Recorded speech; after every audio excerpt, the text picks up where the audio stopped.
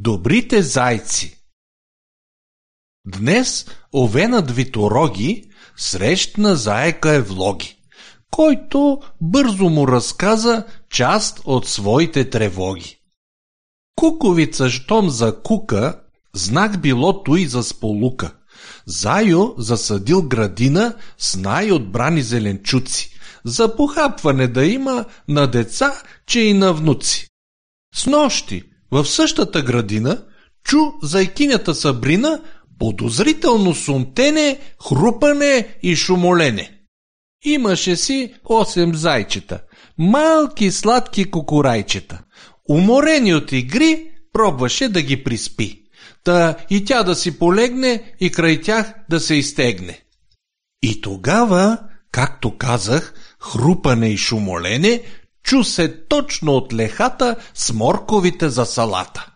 Бързо тя Евлоги сръчка и за да не вдигат глъчка, без децата да събудят, те не спряха да се чудят.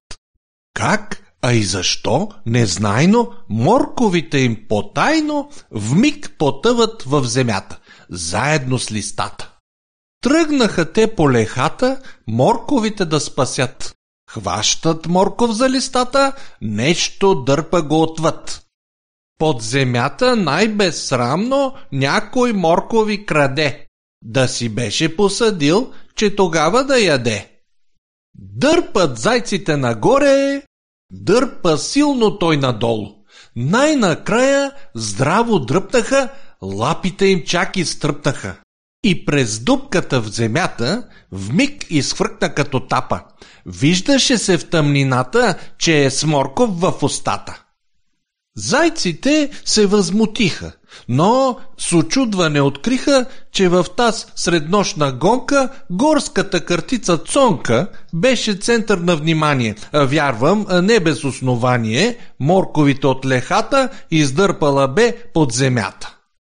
Щом разбра, че майка Зайка е смутила през нощта, тя захвана да се вайка, че живее в тъмнина и лехата с пащърнака, дето бе посяла лани, беше сбъркала в мрака с морковите необрани.